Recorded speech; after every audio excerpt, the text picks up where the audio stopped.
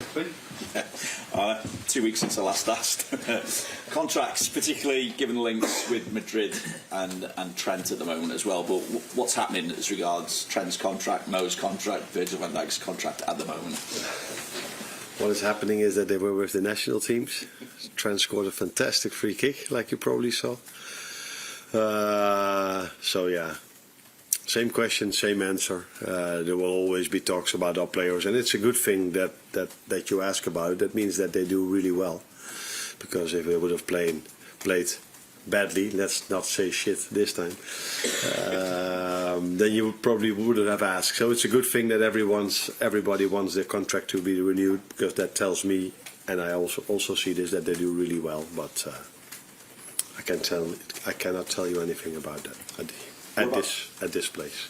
What about then the injury situation at the moment? Obviously, it's the first time we've spoken to you since Alisson was ruled out until after the next international break. I take it that that's obviously a blow to you, although we expect Keller to come back this weekend. McAllister, did he come through okay? How's Chiesa as well?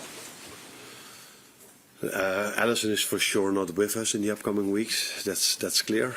So that's a blow for him and for us, because I think he did really well this season, and he did so well for this club for so many years.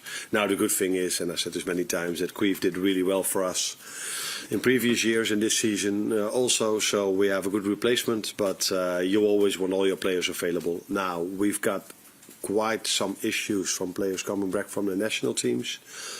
And we can only judge that perfectly today, because today is the first time that they are all in, and the first time that they are all training together again. So let's see after the session where everybody is.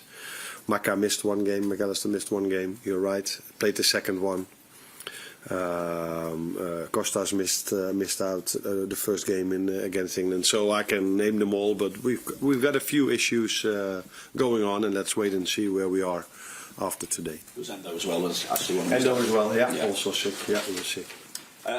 You've said a few times this season that the fixture list up to this point has been kind to you. So how do you view the next week with Chelsea to come, then Leipzig, then Arsenal, and what could maybe this week tell you about the ability of your squad to challenge for the biggest honours this season?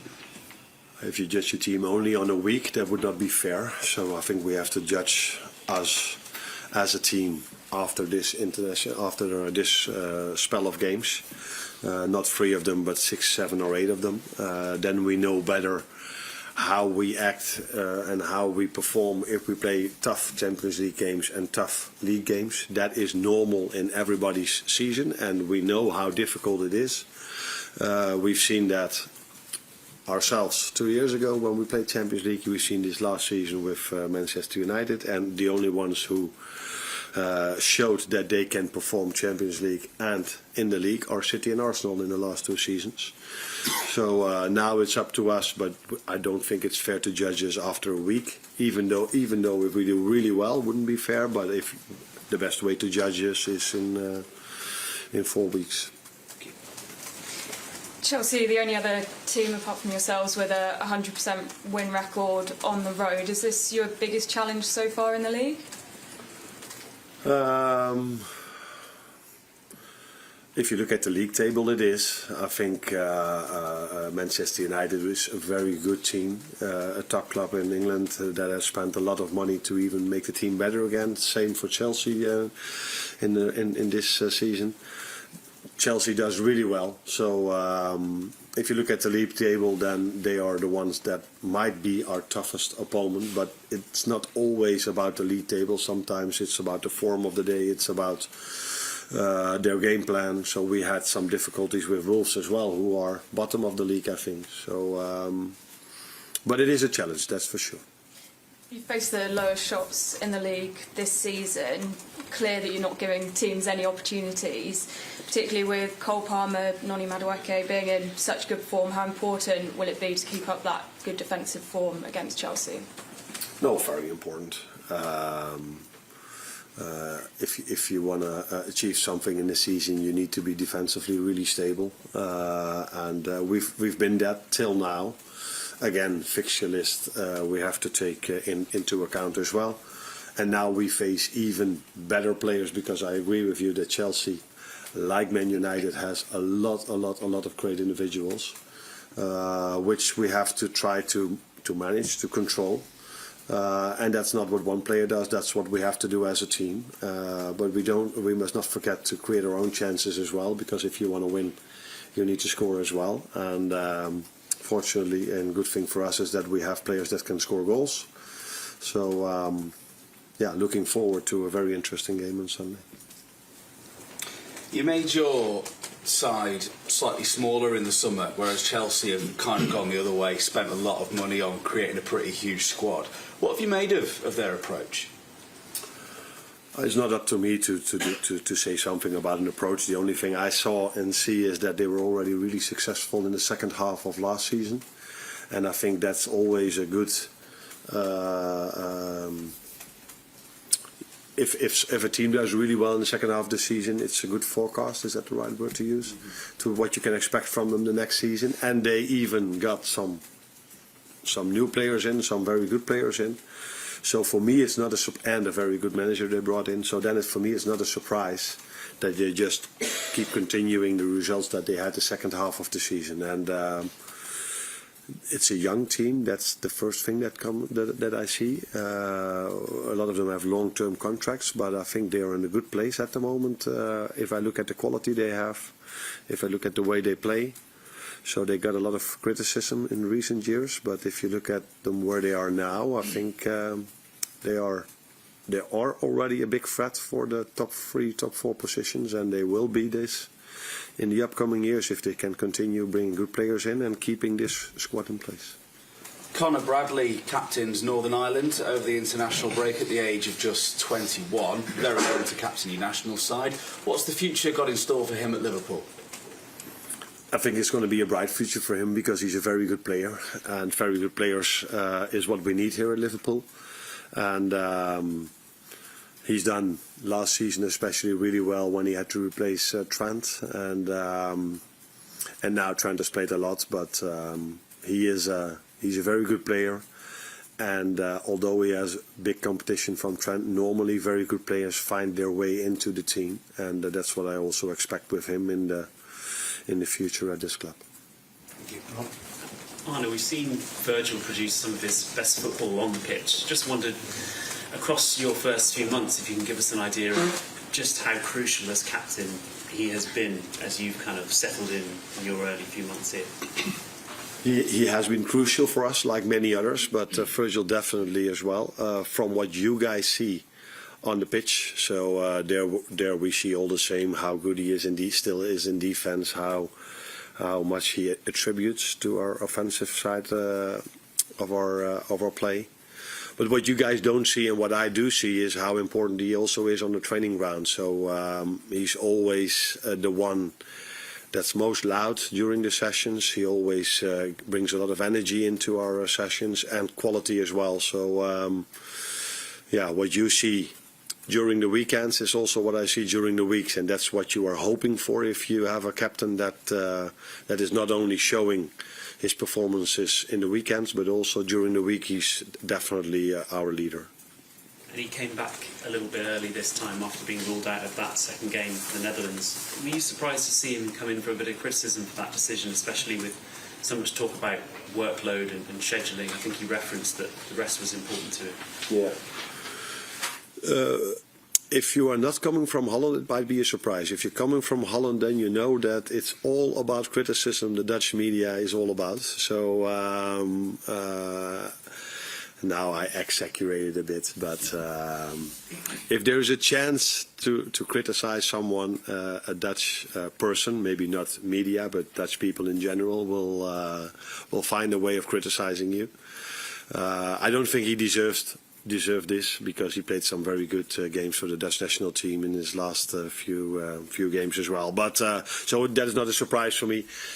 Is it a surprise that he gets criticism? Yes, it is. Maybe not by Dutch media, but in general, I would say that's a surprise, because if you are in this schedule, in this fixture list, it's completely normal that you have a few days off. Some other players in Holland, which you probably don't know, didn't come because they were tired. So how on earth you can criticize a player that has played every game for us and played the Euros, that comes but yeah, it's Dutch media. Carl? Just to go back on Trent again, he had another good international break, came back with a Man of the Match award. We all know he's talented, but what does it say about him that he can play so well in a position he's never played before at Leicester? Why he played so well? Yeah. Oh, I cannot give you that answer because I haven't seen the game. I did saw his free kick. But I think a bit similar to what I just said about Connor, good players will always find their way into the team. And they will always find a way of playing well, especially if they have good teammates and play in a good team. And that's what Trent has. The national team of England has a lot of very good players, and Trent is one of them. And if you then play the likes of Finland and Greece, with all due respect, then normally these quality players will play good games. Although they did lose against Greece, but if Trent plays against Finland with the teammates he has, you can play him, I think, in every position, and he will play a good game. I think he's seen as a solution to a lot of problems sometimes with just his abilities. He's obviously taken on more responsibility. I mean, how's he been for you with taking on responsibility in the team for you? He's been very good for us till now. He was and is still important in our attacking part of our game, and I also like the way he's defended till now in the games he played for us. So I think he made a step up in that perspective. So he's but like for all the others, there's still room for improvement. That's clear, but he's done very well for us this season, and I think he's done really well for the national team as well, because if I'm correct, from the 4 games he played, he was 3 times man of the match. It's quite a good score. Let's hope that he's going to be man of the match for us once in a while now as well. Although I think Ibu wants to be it, but... No. Hi Arne, I'm curious as to how you spend your time over this international break, because we've spoken quite a few times about the intense period to come, but also we are 10 games into your tenure, and other team analysts and coaches have now got plenty of data to understand the tactics and tendencies of Arne Slot's Liverpool and try to find ways to counteract them. So with that in mind and the period to come, I'm interested, did you want to give yourself a bit of a mental break, a bit of a reset, or have you been hunkered down trying to counteract all the counteractions? I think a bit of both, but it starts off with the first thing you said, take a mental break. That's why I think it's so normal that Virgil didn't stay with the team, but came back. Because at certain moments, managers but also players need these mental breaks. It's not that it's too hard for us physically, but especially not for me because I'm not playing, but mentally it is sometimes, it asks a lot from you. But I think I came back on Tuesday, back to Liverpool. Yeah, then you start thinking about Chelsea, thinking about Leipzig, thinking about what we have to improve, what other teams can try to come up with. So it's a bit of both, but if I'm back home, I'm quite good in then not thinking about football. Although it's never completely out of your head, but more than it is when I'm here. No. Just on Alisson, he's obviously out for muscle injury. He has one last season as well, which is a little bit unexpected for a goalkeeper maybe. Is that something that comes down to bad luck, or is the medical department looking into that, into why he's picking up these issues? It's a bit uncommon for goalkeepers. For me it's common because the goalkeeper I had at Feyenoord also had his issues with injuries and also muscle injuries, but that's not what you see a lot. So these two are more an exception. So yeah, we are looking into it. What could be the reason? One of the things we all know is if you had one, then the chances of getting another one always go up. So we've tried to be really careful with him. But maybe it's a good moment also for me to explain one more time, because I think there was a bit of rumor about me saying before the game that I don't mind the 12:30 kickoff. And that is still what I think. So 12:30 kickoff is not a problem because we train at the same time. But what might be, and that's what I said after the game, what might be something to think about for the English FA, if you play on Wednesday evening a Champions League game, then to play on Saturday 12:30 might be a disadvantage when it comes to injuries.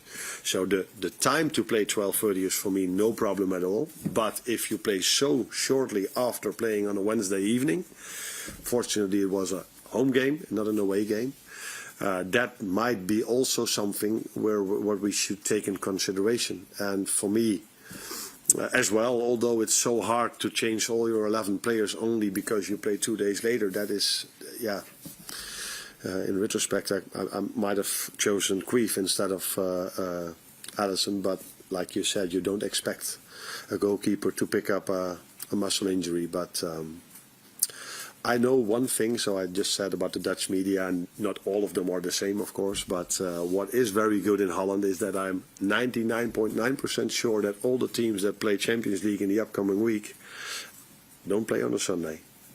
They get extra rest to be the best possible way prepared for the Champions League game. And that is not something is common here in England. You just say you have so many good players.